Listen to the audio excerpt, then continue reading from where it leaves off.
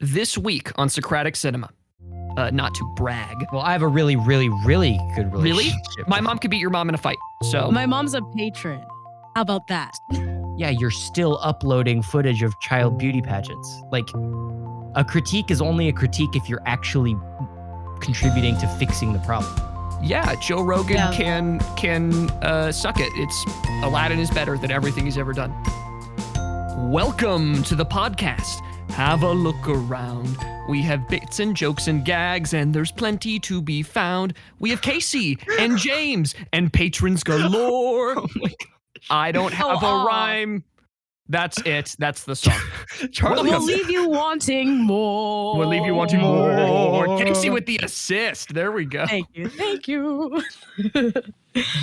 Wow. You went for that and you grabbed You it. ate. Charlie, like, before we started, Charlie was like, let's do a singing intro. Like, let's like do a musical one. And I thought we were just gonna kind of like, for like a minute. You went in and you left no crumbs. Yeah. That was really good. You made my little choir theater heart so happy. Yeah. Like, why did you prep those rhymes? No.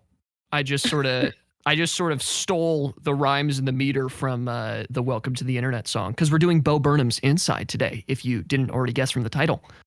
Yeah. I used that for our intro. So wonderful. I'm glad we all enjoyed it. Now let's talk about existential dread. Yay! If you didn't catch, my name is James DeLisio, and to my virtual right is Kasey Clark.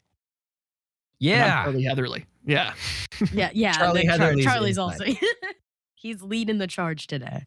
Yes, Mhm. yes. But I'm gonna steal his charge for a minute. And man, I was gonna like sing it, but you did an for it. You did an Go for actual it. song. No, now you have to do it. Yeah, you got to do it. Okay, should I try and rhyme these? Well, 3 of them have the same last name, so that'll be pretty easy to rhyme. If you haven't already guessed, it's time to thank the patrons. Ding, ding, ding, ding, ding, ding, ding, ding, ding, ding. Ring the bell. Ding, ding, ding, ding, ding, ding, ding. This month, we had a lot of great patrons who have continued to support us so much, and we're so incredibly thankful, because without their contributions, we wouldn't be able to do the show. If you want to help us continue to do the show, please consider becoming a patron at patreon.com/Socratic Cinema. This week, I'd like to thank I have stage fright. I would like to thank. Do I just sing a random? Yeah, you note? just gotta go for yes, it. You just go gotta for go for it. I would like to thank John DeLisio and Yeah. Rachel DeLisio, and also Lisa DeLisio. They're lots of fun. They're number one. We have Yes, Samuel going. Copeland. He's pretty dopeland. Ethan Rudder is a patron. Jeanette Clark sings like a lark. And Heather and Michael Clark are also patrons. Yeah. Did that, Don't pick the James. mic when you're cheering. Yeah. That was it. That was it. wonderful. I loved it. That's The all I got. rhymes on point. Lark. What a That was play. really good. That was really Yeah, good. it was like Lark, Ozark, After Dark. After dark. Speaking of After Dark, this week we're talking about Bo Burnham's Inside. Mm. Yeah, I'm glad you Mhm. picked up on that. Yes. Who would like to talk about this movie first? Because we all think that we have the unpopular opinion this time. So it's like Russian roulette to find out who actually has the unpopular one. Yes, we're all pointing a gun at each other. And the thing is, we hypothetically. don't know if liking it or disliking it is unpopular either. So True. I mean, this will be fun. Charlie, go you've, first. you've seen it before, right? Yeah. So this is my second time watching Inside. I watched it before we decided that we would do a podcast on it, and then I watched it again to refresh myself. And I think I honestly enjoyed it more the second time, probably because I was just paying attention to it more.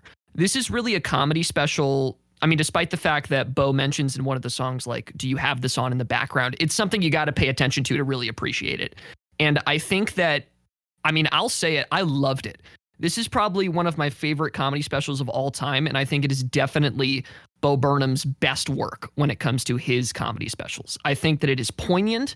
In moments, it's very funny. In others, it's very sad. And it really allows him to show off the full range of his talents in a way that we just haven't seen before. The fact that this was all done by him, like everything from the lighting to the lyrics to the singing to the editing, all of that by him is incredible. And I think that it really comes together in this fantastic, dirty, beautiful mess of like a special that just makes you feel things. I felt things when I watched this. I was, contemplating the way that I felt at the very beginning of this pandemic when things were uncertain and anxious. And I think he captures that emotion and that feeling that a lot of people had very, very well. This comedy special is definitely not for everyone. It is, his style of comedy is very, he references a lot of his past bits a lot, so you need to have a little bit of knowledge of his other specials to get some of the jokes in this one. He's also a little bit, I'm forgetting the word, but snarky, I guess. Like he likes to say one thing and mean another. Sarcastic is what I'm searching for. A little abrasive, maybe. A little abrasive, definitely. And he has very strong takes and opinions on a whole bunch of different things. So I get why some people would not like it, but in my opinion, this is absolutely a masterpiece. And, if you look at the reviews, a lot of people agree. This is widely not just praised, but loved by a whole ton of people, specifically millennials and just younger people in general, because of the way that it sort of captures the captivity that a lot of people not yet living on their own or solidified their space in the world the way that they felt. So yeah, I think absolutely wonderful. This is an easy 10 out of 10 for me. Oh my. Wow. Wow. Can you say that again into the mic? Easy 10 out of 10. Nice. Send that to the replay workshop. Yeah. Clip it. Okay. So recovering from the world-altering take that just was. Yeah. World-altering. Yeah, like the timeline is just split for Socratic cinema. I like things. I like Chef. Kasey, do you want to? Kasey, do you want to go, or do you want to like rock paper scissors? Sure, I'll go. Okay. So nervous laughter. I didn't like it. I don't know if it's my thing exactly. Like I understand, like I can enjoy it and I can admire his creativity and how much like work that he put into it. And I've never really sat through a Bo Burnham special, so maybe I just didn't get it, like Charlie was saying. But I've he's been rolling around the internet since like I was in middle school. So I've been here or beyond that, but I've been hearing about him and hearing some of his like or like songs that have been turned into memes and sounds and all that stuff on like TikTok and Instagram and stuff like that. But it wasn't my favorite thing in the world. I feel like there were some songs that definitely were like, okay, yeah, this is funny. Like I get this. Like, yeah, this is funny. Or like, oh, this is pretty profound. And like I definitely get the emotion that he was trying to convey and like all that stuff that like Charlie was saying, but it just didn't hit for me. Yeah. Makes sense. Fair enough. What would you give it out of 10? I have a feeling this is going to be a below 8.5er. Yeah, I'd give it a 6, I think. A 6. Whoa, a 6. Okay. Yeah. Okay. I think this is good because I think I'm sort of a middle ground here. How I felt about Bo Burnham's Inside. For context, I hate Bo Burnham. I can't stand Bo Burnham comedy. That's my background. I think I had a bad first exposure to him. I saw his song "Kill Yourself" and thought, "Wow, this is really unenjoyable to me." This is like the jokes my friends would make in like 6th grade, but maybe 7th. Those 7th is like peak edgy. But yeah, I was like, this is not for me. So I kind of just Charlie muted himself. He's seething so hard. I know. Every time my dog barks, you guys think that I'm muting myself because I'm scared. I'm making this a better production with higher quality. Anyways, yeah, so I don't like Bo Burnham, so I always distanced myself from him. And it was generally fine. A lot of my friends really like Bo Burnham. I really don't. It was just sort of an agree to disagree thing. And then Inside came out, and everyone was like, oh my gosh, we love Inside. Oh my gosh. And I was like, yeah, but it's Bo Burnham, though. So I'm going to not. And then we decided to do a podcast about it, and I watched it. And I'll say I enjoyed it more than I thought I would. And I think that's because for the most part, it wasn't really comedy. It was like performance art, I guess. And in fact, the parts of it that were meant to be comedy were the parts I enjoyed the least. Like, I think Inside is at its worst when it's trying to be funny, and it's at its best when it's actually being like profound, I guess. Some of the songs really didn't work for me. Some of the songs really did work for me. I definitely like a lot of the emotional beats worked with me a lot. I think there's some imbalance in it that we can talk about. And I think there's a lot of stuff that I would like to talk about. This is something that I actually feel like I have a lot of things I want to say about Inside. Because there were so many parts of it that I liked and didn't like. So I enjoyed it more than I thought I did. I thought I would hate it, but I didn't hate it. I kind of liked it. I would say that I probably give this like a 7 out of 10. Like, fine. Parts of it worked, parts of it didn't.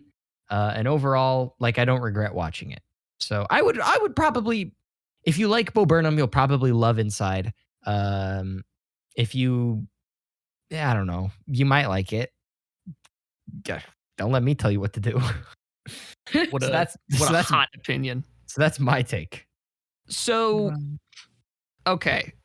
So both of you said you didn't like it. I'm assuming mainly because the comedy bits fell flat for you, right? I think that's part of it. For me, at least. Yeah, not necessarily. Like it's funny, you know? Like there's some songs that are like, okay, this is funny. But I think James described it the best, where he's like, the balance was just a little bit off, I think. And how like he because Kasey. Licho verse. Kasey. Bo Burnham is DDoS attacking her right now. I know. Like Kasey's being censored. I'm just gonna let her get it out of her system. What a good opinion she has that we cannot hear.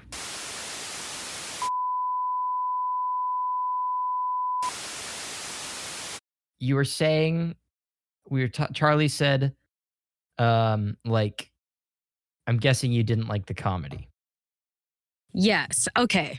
To clarify, it's not that I didn't think it was funny, because at parts I did think it was funny and I did get the comedy and the satire. I just wanted it to hit me more than it did, because I can see in the way that like Charlie talks about it that the comedy really like hit him. And I don't know if it's because of the context like he was talking about, or if it's just because I don't know like the depths of Bo Burnham as a comedian.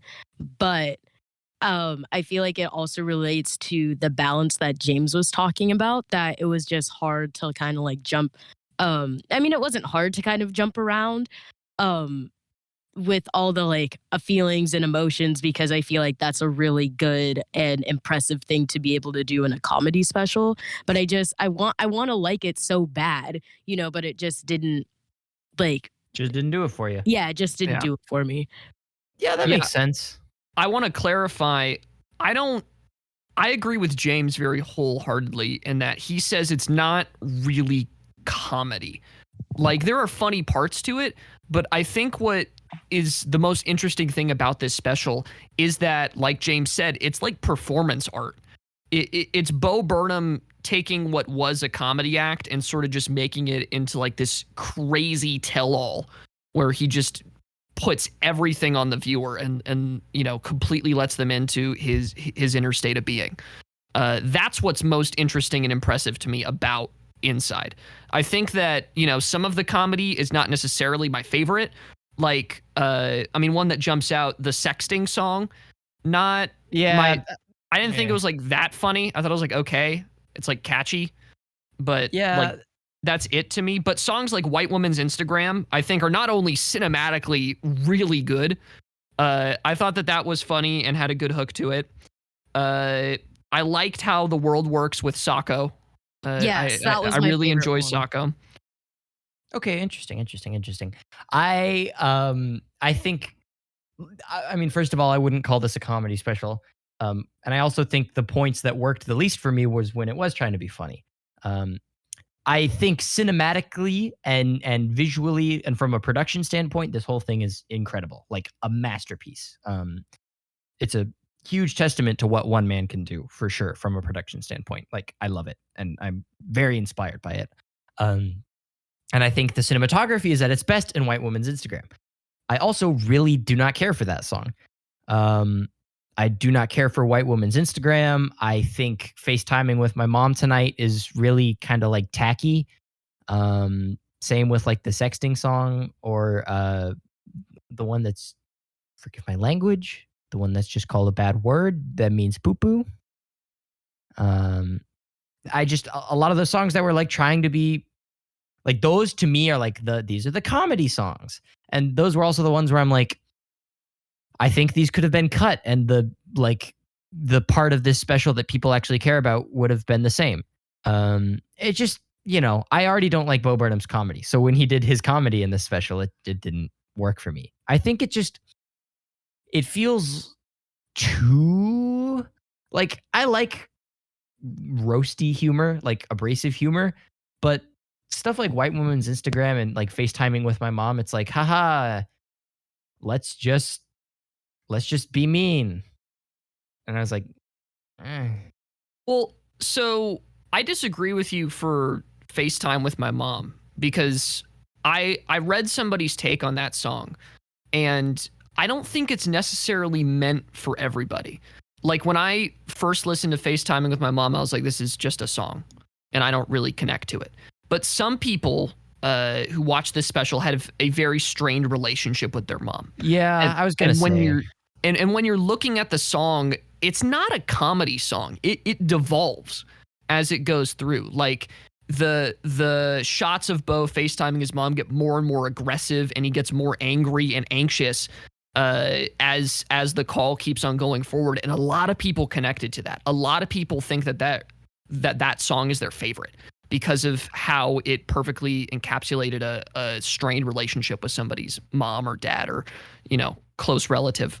Yeah, so I see that, and yeah, I mean, I just don't have that. So I definitely was sort of coming from it from a place of, I guess you could say like a place of privilege or just ignorance to that sort of thing, because it was very much just like, why is he being mean to his mom? I don't know if it's even privilege or ignorance. I just don't think he's being mean to his mom. Like, that's just not what's happening in that song. Yeah, like I think what's happening is that he's having a difficult conversation with his mom and is frustrated by somebody who is frustrating, and he's trying to connect with her, and he's trying to make this emotional connection, but it's just not possible. And that's why that song is so tragic. Is like, FaceTiming with your mom is supposed to be like, oh, I'm gonna, you know, be the good son and FaceTime with my mom, but something so simple can become, you know, so straining because of, you know, a relationship that you have with somebody. Yeah, I guess that song just wasn't like, it wasn't made for me, you know. Like, I'm not the person who would connect with that song. It wasn't. Mom, I love. Yeah, my mom. it wasn't made for me either. Like, I have a really good relationship with my mom. Not to brag. Well, I have a really, really, really good relationship. Really? My mom could beat your mom in a fight. So my mom's a patron. How about that? Oh, yeah, Charlie. Ooh. Whose mom's not a patron, Charlie? No offense, Mrs. Heatherly. I love you. Well, guess who's not coming in the basement anymore? No. Yep. Privilege barred. But yeah. You guys mentioned that you both hold on. Because I need to investigate this. You guys both mentioned that you really, really like the Socko song. And I was talking to some other people, and they were like, "Oh my gosh, yeah, I love the song with the sock." I also didn't. I also didn't really care for that song either. And hold on, I want you guys to first tell me why you liked that song. Like, what about that song did you like? Kasey, be my guest. Oh, all right. I feel like that song really caught the like satirical edge that I've heard like when talking about Bo Burnham, if that makes sense. Like I know that Okay. yeah. So I was like, okay, this is what I'm expecting. Like this is what I was expecting. This is I don't know if it's like this is safe. I know what this is. Yeah. or No, that something makes like sense. that. Like that is Bo Burnham to you. Yes, yeah. And I For just sure. feel like because I've seen like this probably is the song with the most like discourse going on right now. Just because it at least from what I've seen in the circles of on my TikTok or Instagram and stuff like that, where it's just talking about because especially because there's this trend going on where quote unquote white liberals are using this song as a sound and Oh, people okay. are calling out how they're missing the point. Let's put a pin in that because the politics and Yes. internet reaction to this song is something I'm dying to talk about. Or to this Okay. whole piece. Yeah. But yeah, okay. So it sounds like this is like the sort of satire that you were looking for from Bo Burnham. Charlie? Yes. Yeah, I mean, I agree. I just think it's a funny concept to stage it as a children's show, and then your sock puppet is a creature trapped in a liminal space that only comes out to tell you the harsh, socioeconomic truths of the world. Like, I don't agree with all of the statements he makes. Like, I personally do not believe that private property is inherently theft, and I think to a point, I think to the point. Or to a point, Socko is meant to be a little bit extreme, but Bo Burnham is also very socially and economically progressive. So if you agree with his politics, then great. I don't agree with every single point of his politics, although I tend to lean towards a lot of them.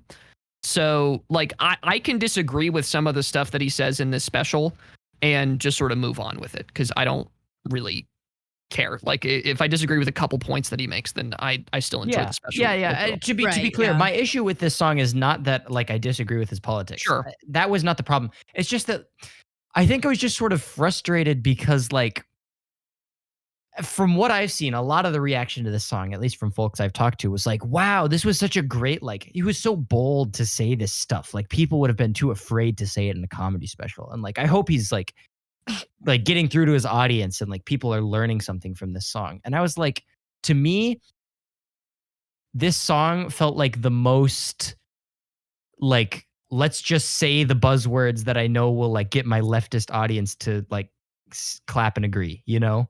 It's like, and I need to unpack that a little, I guess. Like, I think it's pretty, again, I think it's pretty clear that like liberal is like a dirty word. Like left leaning politics are like becoming more and more mainstream, I guess.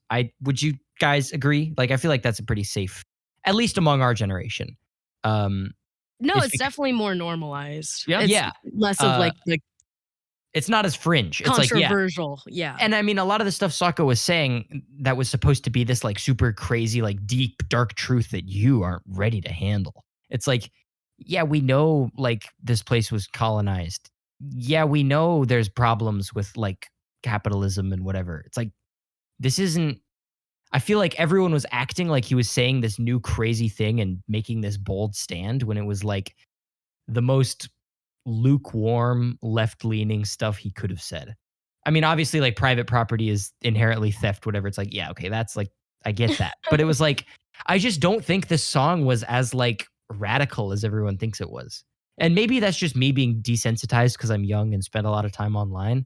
But like, to me, it was just like dripping with like trying to appeal to an, like, it's preaching to the choir, I guess is the best way I could say it. It's like his audience already knows this. Like, I know this. Socko's not telling me anything. This isn't like, it's not a bold, dark truth that like ooh, he was so bold to say that when everyone already knows. Like, we've been beat over the head with that, I feel like. Sure. And I think that that's less of a problem with the content and more of the reaction to the content. Like, a lot of this special is dedicated towards telling white liberals that will say those things and be like, heck yeah, he's so deep, telling them that that's ridiculous and they're sort of stealing the spotlight. And herein lies the great contradiction of Bo Burnham's inside. This is a point that I saw mentioned and I super hard agree with.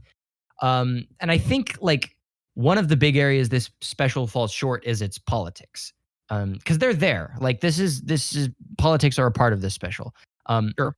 But I feel like Bo Burnham is part of the problem he's talking about. Yeah, that's the point. No, he's a part listen, of the problem. He's part of the problem he's talking about, but that's the end. Like that's the period of the sentence goes right there. Like he makes this continuous point about how like white mediocre liberals are taking up all the space and they're like, you know, oh, you don't need to give your take about every single thing, and oh, white woman's Instagram is a really big critique of all that, and how politics is becoming commercialized and saving the world through comedy. Like he has this big savior complex, and like he's criticizing this because it's a very real thing. And then he's like, oh, but I do it too. And then that's it. Like he doesn't try to change. There's no, it feels, it's frustrating to see someone point out a problem, admit that they're part of the problem, and then do absolutely nothing after that. No, It's there's like, a lot more to it than him just stopping there. Like that's the point of the All Eyes on Me song.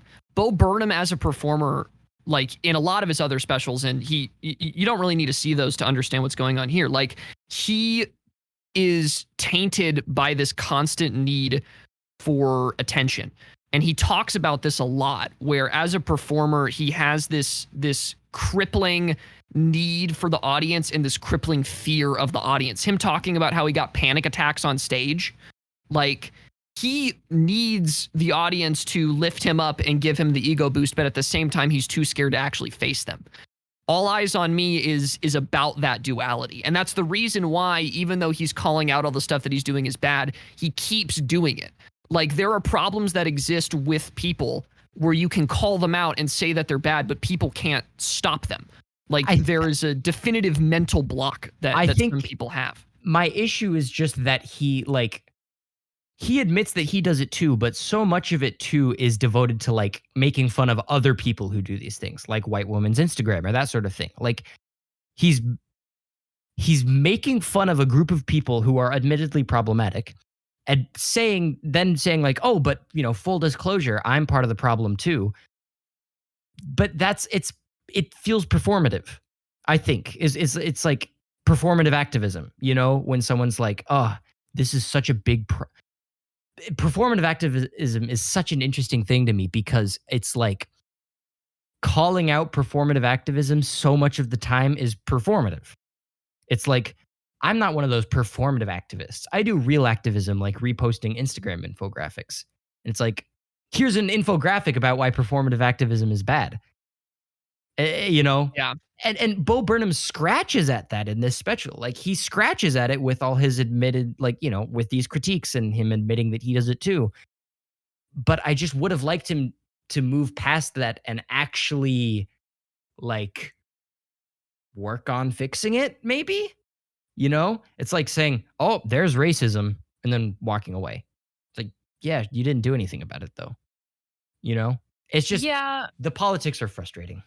No, yeah, definitely. I feel like it also contributes to a larger problem that we're seeing, where there's like this, when we're talking about like more white leftists, like there's this rise in this like concept of like this trend to be like, oh, well, I hate white people.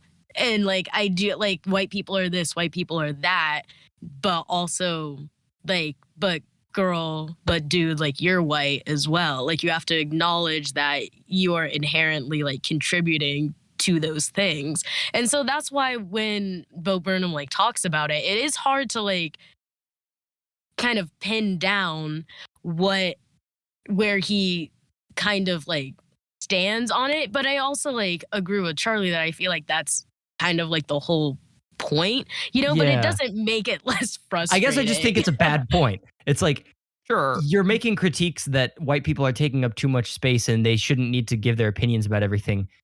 But like, you're saying that within a special where you are actively taking up space and spewing your opinions about everything. Yeah, Like, but he does that for a reason. Like that is but the special. If your point that this is bad, then why did you release the special? Is my thing. It's like it's like with Cuties when they claimed that they were like, we're trying to be we're trying to critique the child beauty pageant industry. Yeah, you're still uploading footage of child beauty pageants. Like, a critique is only a critique if you're actually contributing to fixing the problem. This is just him like doing a bad thing, admitting it's bad, and then not doing anything else about it. Well, so let's go back very quickly to him calling out, for lack of a better term, like groups of different white saviors, right? And specifically in white women's Instagram. I don't think that this is him calling out all white women for a problematic issue. No, I don't. Yeah. The song is not political. Like, it's just a joke about how typically white women have a pretty uniform, like Instagram. Oh gosh, what's the word that I'm looking for? Like style. That's not the specific one.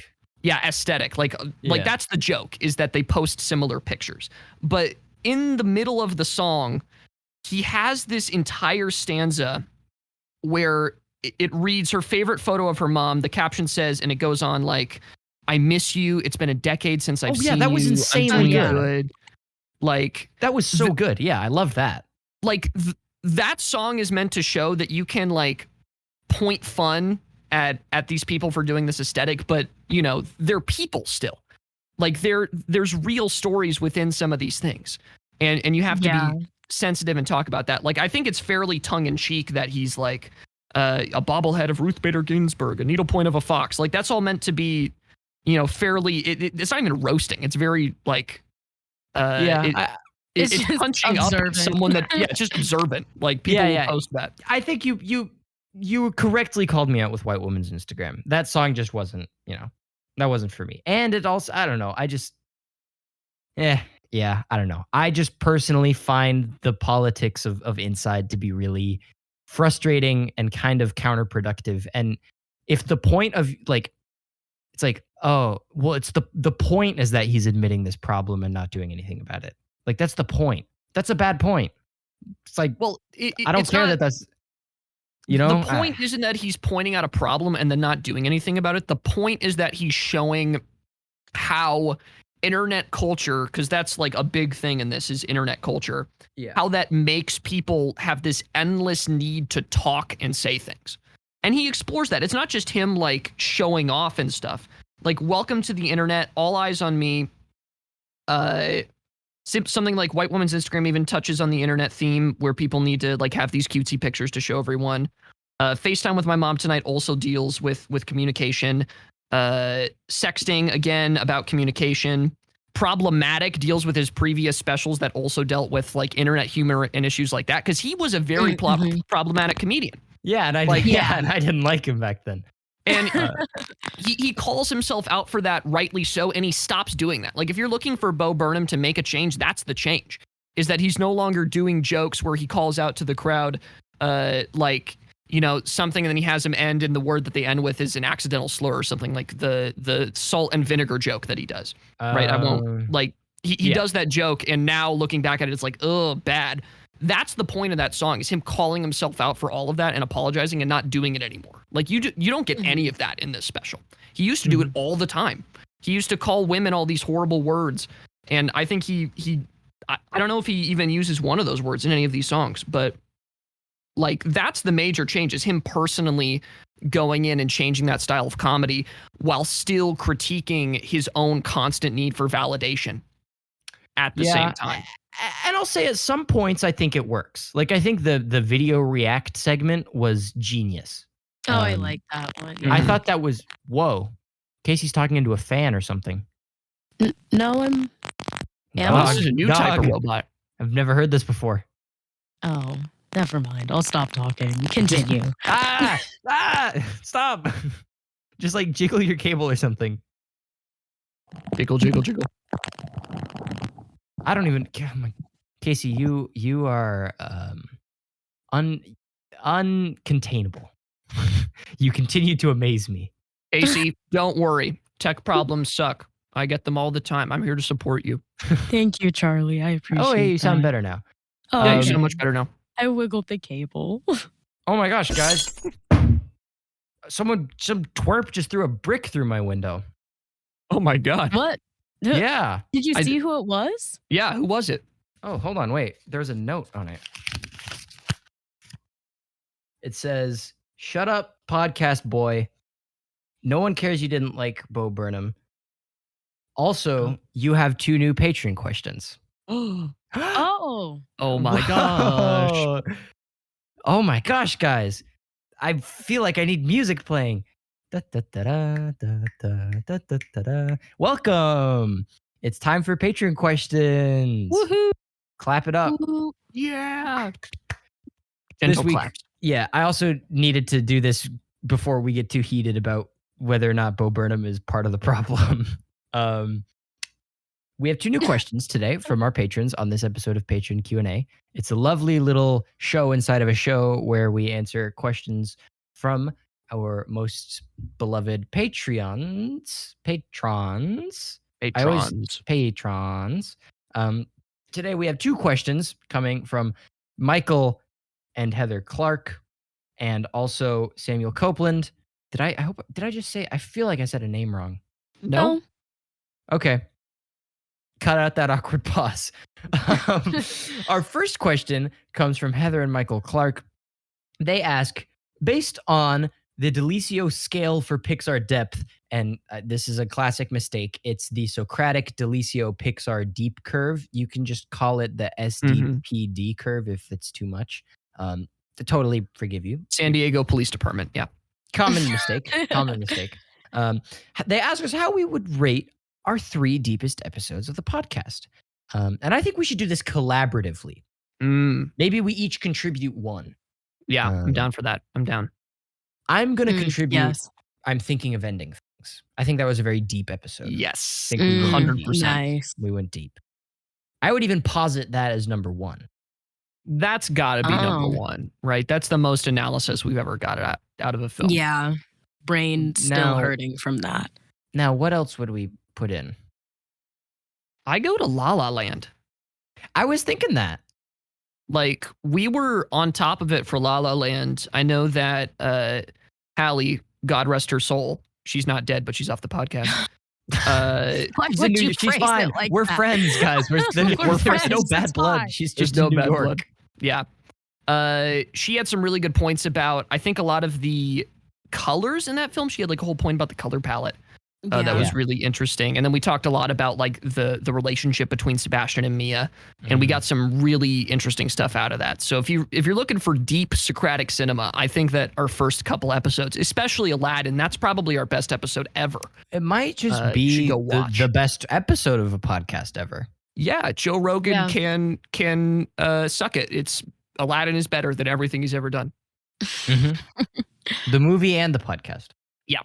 Yeah. Kasey, what do you think is a deep one?